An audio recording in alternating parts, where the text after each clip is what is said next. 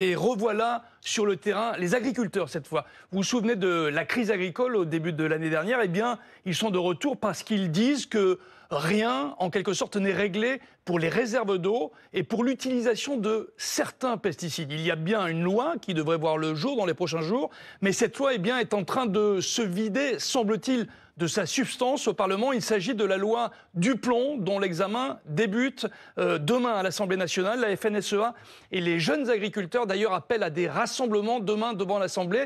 Voici d'ailleurs, pour en parler, notre rubrique Les éclaireurs. Vous êtes avec nous en plateau, Frédéric Fernandez. Que prévoit cette loi, au juste, qui est au cœur des débats qui débutent demain? Alors, cette proposition de loi émane du Sénat et a pour objectif de lever les contraintes sur les agriculteurs, avec notamment un assouplissement de certaines démarches administratives ou obligations environnementales en matière, regardez, de produits phytosanitaires, de bâtiments agricoles ou de stockage de l'eau. On rappelle aussi que les agriculteurs s'étaient déjà mobilisés à 2 reprises en 2024 pour que soient justement levées toutes ces contraintes. Alors Frédéric, pourquoi les agriculteurs ont décidé de se mobiliser demain? Demain, les jeunes agriculteurs et la FNSEA seront devant l'Assemblée nationale car ils considèrent qu'il y a une tentative d'obstruction du texte, notamment par les députés de la France Insoumise et les députés écologistes. Il faut bien noter que déjà, vous le voyez, près de 3500 amendements ont été déposés. 1500 amendements ont été déposés uniquement par les députés écologistes qui, eux, considèrent que le projet de loi est un recul environnemental. Par contre, du côté de la FNSEA, le texte est considéré comme vital et répond aux attentes des exploitants après la crise agricole de l'an passé. Et justement, je vous propose d'écouter à ce sujet la réaction d'agriculteurs que nous avons rencontrés. On attend beaucoup de choses de cette loi parce que bon, ça serait la loi qui finaliserait les événements que nous avons passés il y a maintenant plus de 18 mois. S'il faudra ressortir dans la rue, on ressortira, ça c'est pas un problème. Hein. On va pas rester comme ça. Hein. Les agriculteurs, vous l'avez compris, sont donc déterminés. L'examen de la loi Duplon devrait s'étaler sur plusieurs jours, voire jusqu'au mardi 3 juin. Et on en parle avec notre invité sur BFM TV. Il s'agit de Luc Smessard, un des vice-présidents de la FNSEA. Bonjour monsieur. Vous êtes en duplex depuis votre ferme à Roy-Boissy dans le département de l'Oise grâce aux moyens techniques de Mathieu Delvalle. Première question, pourquoi la pression demain sur le terrain concrètement ? Oh ben juste parce que on peut pas nous avoir promis il y a 15 mois, quand on a fait des manifestations historiques, tous des engagements pour simplifier la vie des agriculteurs, pour redonner du revenu, pour qu'on puisse enfin produire en France notre alimentation. Je le rappelle, on importe 50% de notre alimentation et chaque année, on importe un peu plus parce qu'on ne nous donne pas les moyens de produire. Et donc, ce texte, il est attendu. Et comme vous venez de le dire, cette obstruction parlementaire nous met en colère. Aujourd'hui, je peux vous dire que la colère est grande puisqu'on est en train d'abandonner, voire on est même en train de condamner notre agriculture française. Je lis bien sur votre tracteur derrière, l'État nous plombe notre métier. En plus, vous faites des jeux de mots par rapport à cette loi Duplon qui est attendue demain. Et vous me disiez hier, en préparant cette émission, que cette loi a du plomb dans l'aile parce que tout simplement, les députés sont en train de la vider de sa substance. Ce sera une coquille vide ? En tout cas, on a des députés qui sont complètement hors sol. On est les boucs émissaires de ce chaos politique. Que des écologistes, que des gens aujourd'hui de la gauche nous disent qu'il vaut mieux importer notre alimentation, qu'il faut mieux l'importer de l'autre bout de la planète.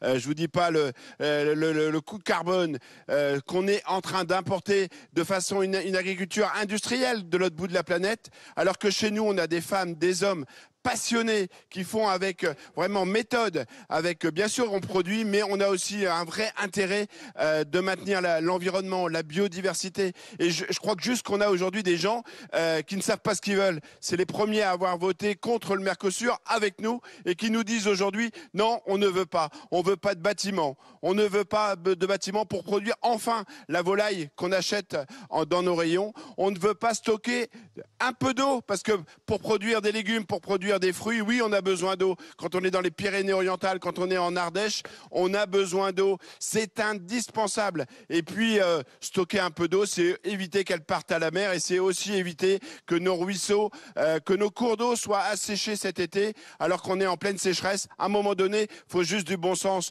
Il faut qu'on arrête de nous enfumer et que ces extrêmes, ces anti-tout sont en train de tuer l'initiative. Et comment dire à un jeune demain, je vais faire ce métier alors qu'on ne nous donne pas les mêmes moyens puisqu'on nous avait promis d'éviter ces distorsions avec nos voisins européens.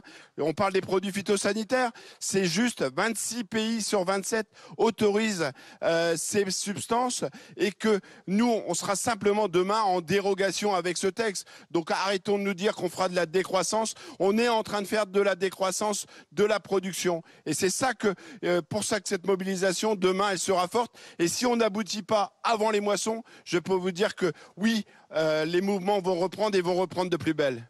Quand rapidement, c'est-à-dire que demain vous serez au Parlement, vous irez mettre la pression aux députés, mais vous pourriez revenir dans la rue, il pourrait y avoir de nouvelles initiatives dans les prochains jours dès que vous aurez terminé justement les moissons ? Oui, bien sûr, même avant, puisque en tout cas, en ce moment, on est en plein dans les foins, on a énormément de travail sur nos exploitations, mais nous, on va pas faire un pas en avant, 3 pas en arrière. On n'est pas question que ces paroles ne soient pas transformées. Je le disais, on va pas accepter cet enfumage politique. On veut absolument des textes avant la moisson, c'est-à-dire pour le 15 juin. Quelles que soient les tractations politiques, là, on nous parle d'une motion de rejet pour faire avancer le texte. Vous savez, c'est difficile à comprendre quand on est sur le terrain. En tout cas, ce qu'on veut, nous, c'est un texte et il faut que le gouvernement prenne ses responsabilités, qu'on ait des dates et que derrière, il y ait un vote.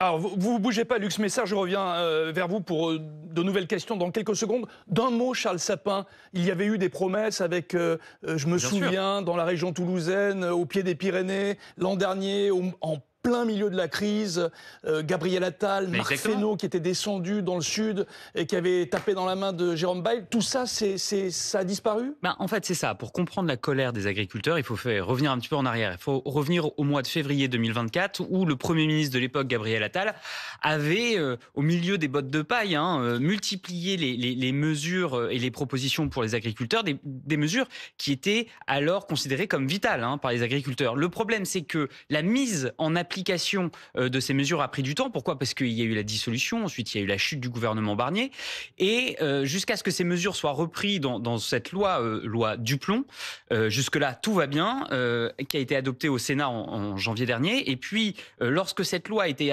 examinée la semaine dernière à l'Assemblée nationale, elle a été totalement détricotée en commission. Pire, vous avez les groupes écologistes et de la France Insoumise qui ont multiplié les amendements, près de plus de 1000 amendements chacun sur le texte, pour faire de l'obstruction parlementaire pour que ce texte, en fait, n'arrive pas à son terme. Donc, exit l'idée d'une souveraineté alimentaire gravée dans le marbre de la loi, exit les dérogations pour l'utilisation de certains pesticides comme c'était promis, exit le caractère d'intérêt général supérieur reconnu aux retenues d'eau. C'est quelque chose de très inflammable. Pourquoi ? Parce qu'il faut le rappeler, vous avez un suicide d'un agriculteur tous les 2 jours. Depuis 30 ans, 60% des exploitations ont fermé. Le Premier ministre sait que cette situation est très inflammable. Il avait fait de la colère paysanne l'un des principaux axes de sa campagne présidentielle en 2007. Là, il se prépare à y faire face. Lux Messard, dernière question. On vous sent très, très en colère, très remonté. Vous pouvez mettre la pression, vous nous dites, dans les prochaines semaines, ça c'est sûr, c'est-à-dire la FNSEA, les jeunes agriculteurs et les amis de Jérôme Bail, les ultras de la 64 ? Oui, très clairement, puisque on est déterminés, on va pas nous la faire à l'envers. Nous, ce qu'on demande, c'est de travailler, qu'on nous donne la boîte à outils pour justement répondre à cet enjeu de produire chez nous notre alimentation. Je peux vous dire que tout le monde s'en portera mieux. Le porte-monnaie des Français, l'environnement, il faut qu'on arrête ces escrolos, ces gens qui sont aujourd'hui des extrémistes, des anti-tout, qui veulent tuer la France. Nous, on a envie de travailler et on a envie de continuer à produire les bons produits, le bon lait ici, le bon blé. C'est tous ces ces éléments-là, et je peux vous dire qu'il y a des jeunes qui veulent faire ce métier. Donc demain, on attend des députés de nous donner un signe et ne nous la faites pas à l'envers. Sinon, oui, la France sera debout pour réagir, pour que justement, on ne tue pas notre agriculture. D'un mot, Lux Messard, ça vous a pas échappé, il y a des taxis dans la rue en ce moment, très en colère. La convergence des luttes, c'est possible avec les chauffeurs de taxi dans les prochains jours ?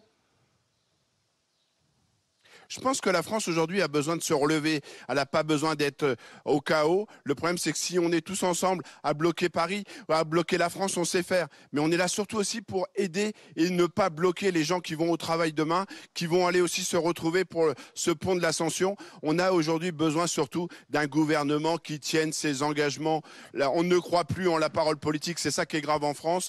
Et on fait encore partie de ces professions qui disent « oui, donnez-nous les moyens ». Et comme ça a été dit par votre reporter, on a besoin aussi de tous ces engagements sur la simplification. Ramenons du bon sens. Et je peux vous dire que le bon sens, nous, on l'a encore. On veut simplement pouvoir produire notre alimentation et aussi, oui, faire des avancées, continuer à ces transitions pour que demain, on puisse faire aussi encore mieux d'environnement et mieux de biodiversité. Je pense que sur les exploitations, et notamment ici, quand on a 22 km de haies, moi j'attends tous ces gens-là qui viennent aussi passer une journée avec nous et ils verront que finalement, ah oui, ils étaient complètement hors sol.